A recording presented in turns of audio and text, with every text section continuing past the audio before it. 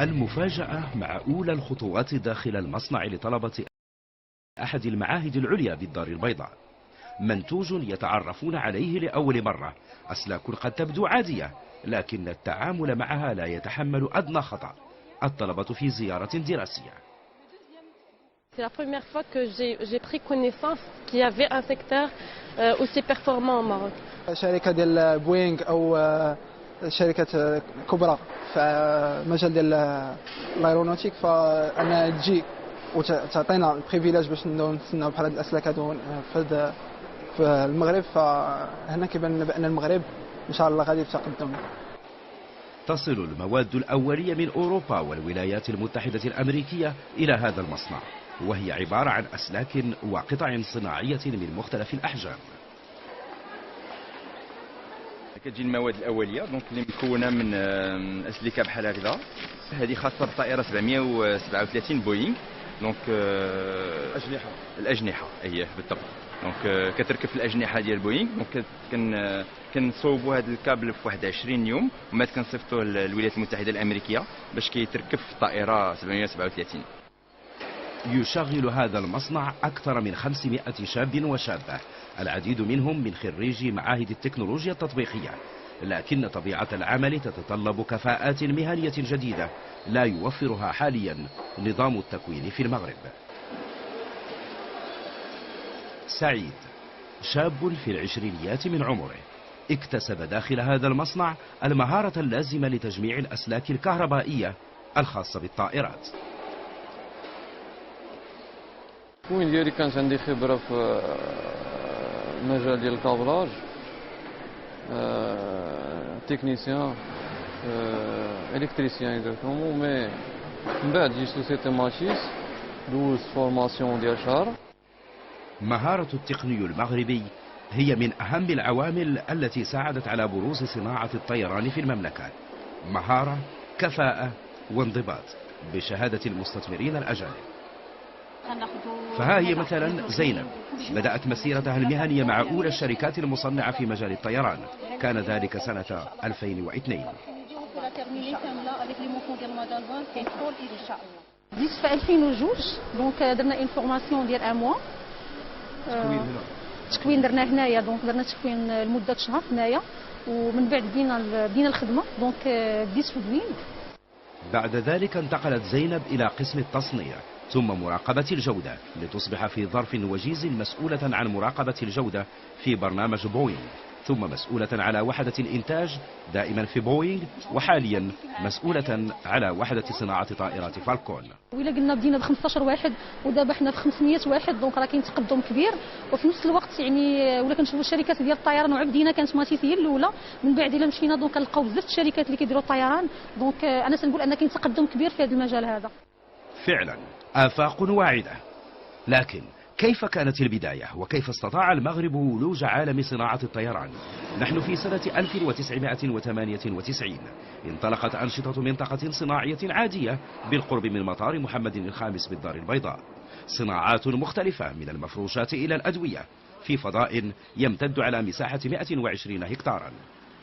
واشتغل هذا القطب منذ 98 حتى 2004 بهذه الطريقة، حيث إن جل الصناعات اللي هي كانت اللي جات لهذه المنطقة الصناعية في هذه الفترة هذه كانت صناعات مختلفة. وابتداء من سنة 2004 تم تخصيص المنطقة الصناعية من حيث نوعية أنشطتها لتسوق أساسا لدى عمالقة صناعة الطيران في العالم، فكانت المفاجأة. ابتداء من 2005 بدينا كنشوفوا شركات اللي بدات كتجي لهذا القطب هذا، واللي بدات كتوضع وكتستعمل المرافق اللي جهزنا، المرافق المجهزه اللي كانت لها اهميه كبيره في اقناع هذه الشركات هذه باش يجيو. المرافق المجهزه في موقع استراتيجي بالنسبه للصناع، حيث المطار وخط السكك الحديديه واسطول النقل عبر الشاحنات، وداخل المركب التكنولوجي فضاءات مجهزة، مكاتب خدمات ومعامل جاهزة للاستعمال من لدن الشركات المتخصصة. في هذا الفضاء Ready to Output تقوم إحدى شركات المناولة بتصنيع وتجميع أجزاء مهمة من هياكل طائرات البوينغ. نصنع أساسا قطعا لهياكل الجزء السفلي لطائرات إيرباص 1340 وهو ما يشكل حوالي 80% من عملنا. نصنع هياكل لما يناهز 8 طائرات في الشهر بالنسبة لإيرباص 1340 و32 بالنسبة لإيرباص 1320. إذا نقوم أسبوعيا بتسليم طائرتين لفرنسا.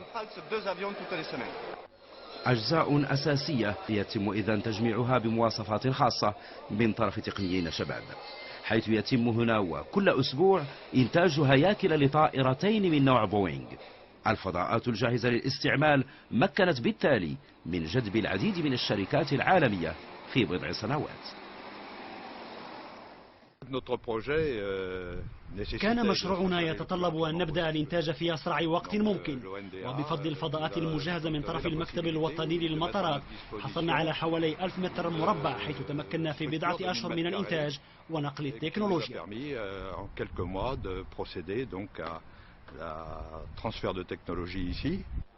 هذه الشركة متخصصة في صناعة أجهزة استشعار الحرارة داخل الطائرات، وتقوم حاليا ببناء معمل خاص بها على مساحة 4500 متر مربع في إطار الشطر الأول للقطب التكنولوجي. ونظرا للإقبال العالمي المتزايد على هذا القطب، فالأشغال جارية حاليا لتجهيز 20 هكتارا إضافية في إطار الشطر الثاني من المشروع، ليدخل المغرب منذ الآن مجال المنافسة العالمية في جودة التصنيع، في كلفة التصنيع، وفي احترام آجال التصنيع.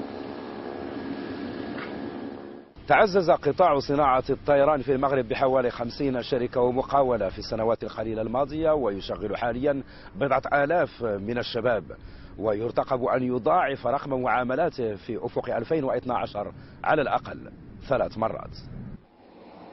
ودائما بلغة الأرقام، فشركتي بوينغ وإيرباص لوحدهما تسوقان سنويا 1000 طائرة من أحجام مختلفة، فحظوظ المغرب كبيرة إذن في الحصول على حصة هامة من هذا الانتعاش. تتم عمليات التصنيع بالأساس عبر شركات المناولة التي بدورها تبحث عن الفضاءات الملائمة، وتشكل حاليا قضية التكوين الهاجس الأساسية لشركات المناولة، وإن كان هذا المشكل مطروحا كذلك في الدول الغربية نظرا لغياب أو قلة معاهد متخصصة في مجال صناعة الطيران. وتنظن أن التطور غيكون أسرع وأكثر إلى بقينا في هذه الوتيرة هذه. أولا نهيئوا الطاقة البشرية لا ملي تيخدموا كيد عاملة ولا كمؤطرين، لأنه محتاجين من تأطير وطني مغربي. حتى هاد المستثمرين فلا شفتوا دابا شركة كشركة ماتيس في 550 موظف كاين أجنبي واحد. هذا يعني على أنه جميع المؤطرين مغاربة وكل يد العاملة مغاربة. حاليا الشركات هي التي تتحمل كلفة التكوين وتخصص فضاءات ومؤطرين في هذا المجال.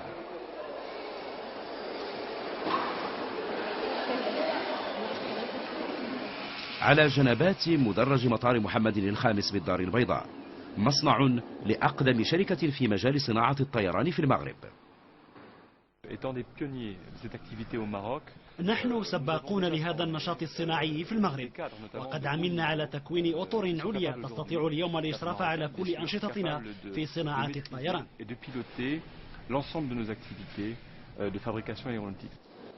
محمد الأغضف مهندس في الأربعينيات من عمره، يشغل حاليا منصب المدير الصناعي لشركة المغرب للطيران، ويؤثر بدوره العشرات من الشباب في مجال صناعة كراسي الطائرات وقطع أخرى.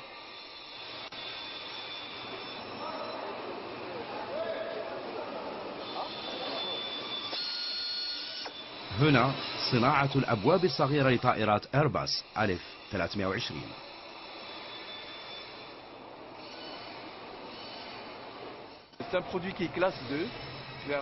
هذا المنتوج مصنف في الدرجة الثانية، أي يتطلب صنعه مواصفات خاصة من حيث طرق التصنيع وإمكانية تتبع مصدر التصنيع، وكذلك من حيث كفاءات التقنية، وبالتالي فنحن نتوفر على مستوى عال من الكفاءات الصناعية، كما نتابع عمل كل تقني لدينا في المصنع فاليوم جودة المنتوج تعكس مستوى كفاءة التقنيين.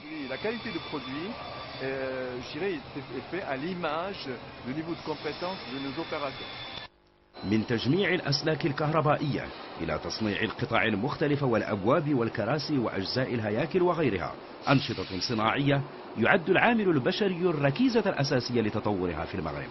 من هنا برز مشروع طموح في مجال تكوين اليد العاملة المؤهلة في صناعات الطيران.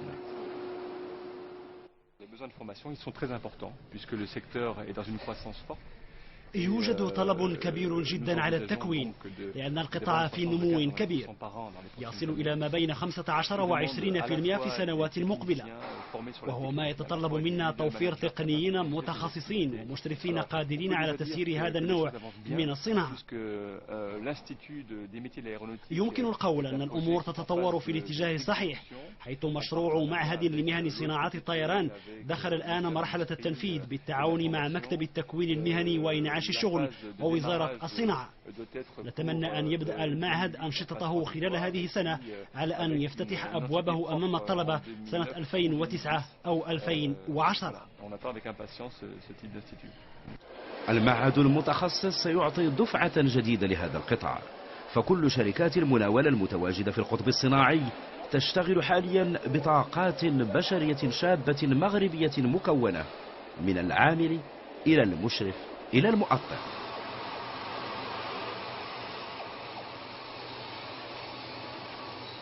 بالنسبة لماتيس حاليا في 550 موظف كاين أجنبي واحد.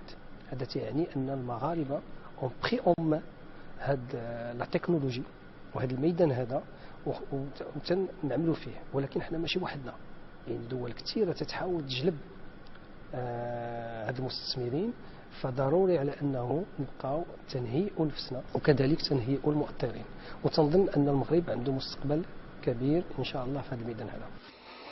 تكوين الشباب وتأهيله، ولكن كذلك الانتقال من مرحلتي التجميع والتصنيع إلى مرحلة التصميم.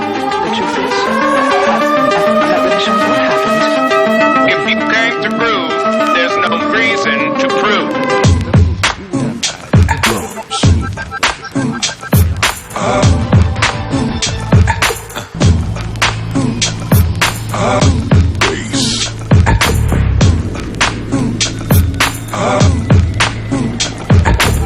And now you've got yourself something funky.